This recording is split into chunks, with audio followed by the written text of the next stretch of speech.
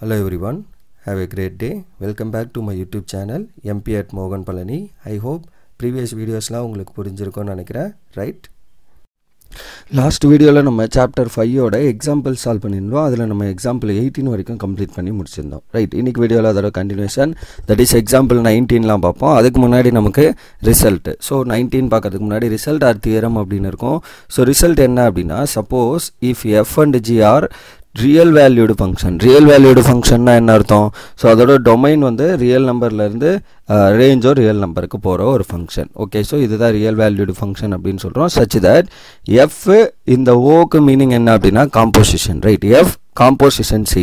எப்படி நம்ம plus minus multiplication டிவிஷன்லாம் ஆப்ரேஷனாக எடுக்கிறோமோ அந்த மாதிரி இந்த மாதிரி ஸ்மால் சர்க்கிளுக்கு மீனிங் என்ன அப்படின்னா எஃப் composition G. Okay, இது எப்படி படிக்கணும்? F composition G is defined as at C. So at C ங்கிற ஒரு பாயிண்ட்ல எப்படி டிஃபைன் பண்றாங்க அப்படின்னா, if G is continuous at C. So G ங்கிற ஒரு ஃபங்க்ஷன் C ல கண்டினியூஸ் இருக்கணும் and F is continuous at G of C. இப்படி இருந்துச்சுன்னா then F composition G is continuous at the point C அப்படிங்கறத இங்க நமக்கு பேசுறாங்க. ஸோ அப்படின்னா என்ன அர்த்தம்?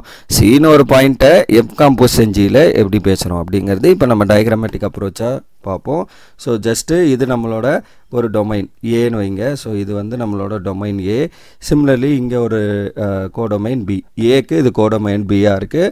நடுவில் இன்னொரு செட்டு சி இருக்குது. 3 செட்டு இருக்குன்னு வைங்க, ஏபிசி. இப்போ இங்கேருந்து நான் ஒரு பாயிண்ட்டு சின்னு ஒரு பாயிண்ட் எடுக்கிறேன்னா இந்த ஏக்கும் பிக்கும் நடுவில் ஆக்ட் ஆகிற ஃபங்க்ஷன் வந்து எஃப் அப்படின்னு வைங்க. தென் இந்த சியோட இமேஜ் இங்கே என்னவா இருக்கும்? எஃப் ஆஃப் சியா இருக்கும், ரைட்? ஸோ இதுதான் இதோட image for this C under this function F. இந்த எஃப் ஆஃப் சியை வந்து இதுக்கு நடுவில் இப்போ பிக்கும் சிக்கும் நடுவில் ஆக்ட் ஆகிற ஃபங்க்ஷன் வந்து நமக்கு ஜி அப்படின்னு வைங்க.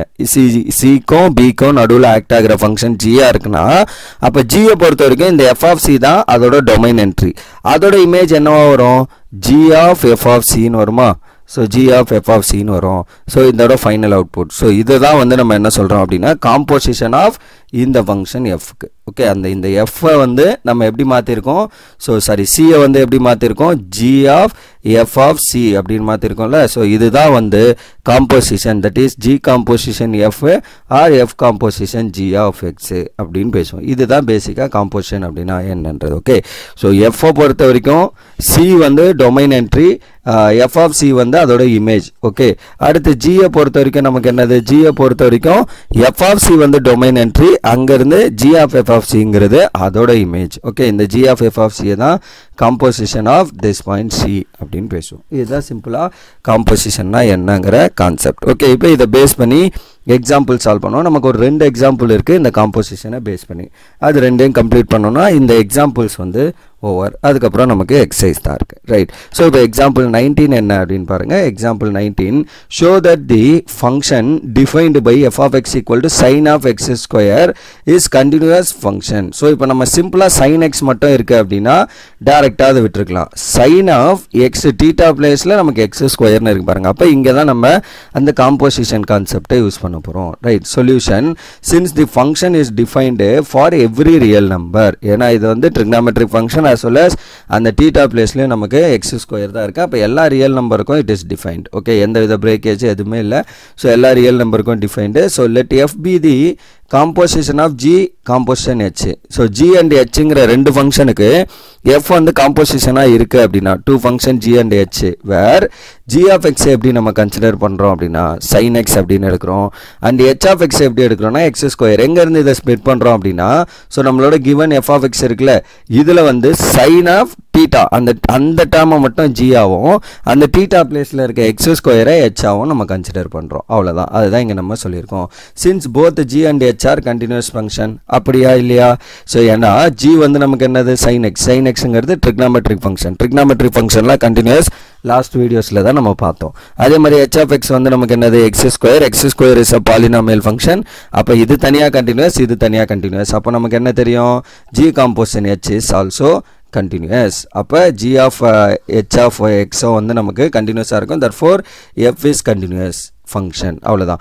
எப்படி இந்த ஜி காம்போசிஷன் எஃப்ங்கிறது நம்மளுக்கு கொஸ்டினில் இருக்கிறது வரும்? இப்போ G composition H of X அப்படினா என்ன அர்த்தம் அப்படினா G of H of X அப்படினு அர்த்தம் ஓகே அப்ப G of what is your H of X X square right and what is your G of X sin X அப்ப G of X ங்கிறது sin of X right அப்ப X பிளேஸ்ல எனக்கு என்ன இருக்கு X square அப்ப sin of X square இதுதான் உங்களோட F of X அப்ப இந்த G composition H of X நமக்கு என்ன வருது F of X வந்துருச்சு so that G composition X வந்து நமக்கு கண்டினியூஸா இருக்கிறதுனால your F is continuous under this one right so இதுதான் நமக்கு example 19 that's all for 19 okay then இன்னொரு ஒரு example இருக்கு example 20 so அதோட இந்த examples எல்லாமே over so example 20 பாருங்க show that the function f is defined by so f of x equal to modulus of 1 minus x plus modulus x under the whole modulus right where x is any real number is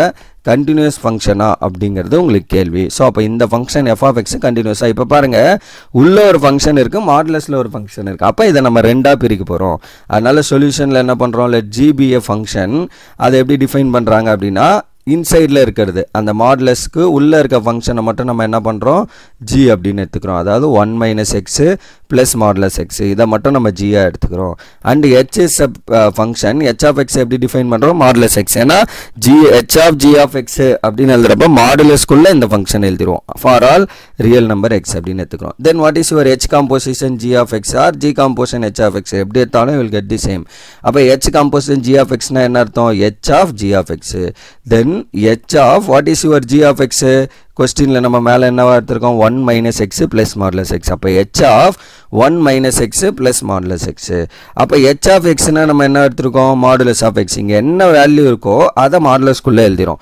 அப்ப இங்க h of இந்த term இருக்கு அப்ப நான் அத என்ன பண்ணனும் modulus குள்ள எழுதினோம் அப்ப modulus of 1 minus x plus modulus x which is equal to your f of x அதுதானே நம்மளோட क्वेश्चनல இருக்க f of x சோ அப்ப என்ன ஆகுது h composition g of x நம்ம என்ன பண்ணிட்டோம் h of g of x ன்னு எழுதி உங்களோட original function f of x எழுதிட்டோம் since h of x அதாவது modulus x வந்து நமக்கு என்னது continuous everywhere எல்லா இடத்துலயும் இந்த modulus function வந்து continuous அதே மாதிரி g of x வந்து நமக்கு என்னது g be the sum of a polynomial and a modulus function கரெக்ட்டா ஏனா g of x என்னன்னு பாருங்க first g of x ல 1 ங்கிறது constant right even இதே நம்ம polynomial எழுதல x power 0 minus x ங்கிறது polynomial so இது ரெண்டையும் நம்ம polynomial function கன்சிடர் பண்றோம் and இது modulus function இது continuous yes constant function continuous polynomial continuous modulus x continuous அப்ப sum of subtraction that is f continuous g continuous னா f minus g யும் continuous f plus g யும் continuous right அப்ப இந்த எல்லாமே continuous-ஆ இருக்கும் so g of x வந்து நம்ம continuous and h of x வந்து நம்ம modulus ன்னு எடுத்துறோம் so that h continuous as well as g is also continuous அப்ப h of x um continuous g of x um continuous அது ரெண்டோட காம்போசிஷன்ல தான் நம்ம என்ன பண்ணிருக்கோம் f எழுதிருக்கோம் therefore since g continuous h continuous ah இருக்கறதால f be the composition of two function g and x so that f is also continuous function is so f is continuous அப்படிங்கறத நம்ம இங்க எழுதிருக்கோம் since f be the composition of two continuous function so f is also continuous அவ்வளவுதான் இந்த question right so that's all for this video and இவ்வளவுதான் இந்த examples for this chapter right இந்த last ரெண்டு வந்து based on composition பேஸ் பண்ணி இருக்கு நமக்கு right so composition னா ஒண்ணும் இல்ல so இப்போ f composition g of x னா நம்ம அத எப்படி எழுதணும் f composition g of x அப்படினா so first என்ன இருக்கோ அத அப்படியே எழுதிக்கணும் f of g of x இப்படி எழுதுவோம் இதே g composition f of x அப்படினா என்ன எழுதுவோம் அப்படினா g of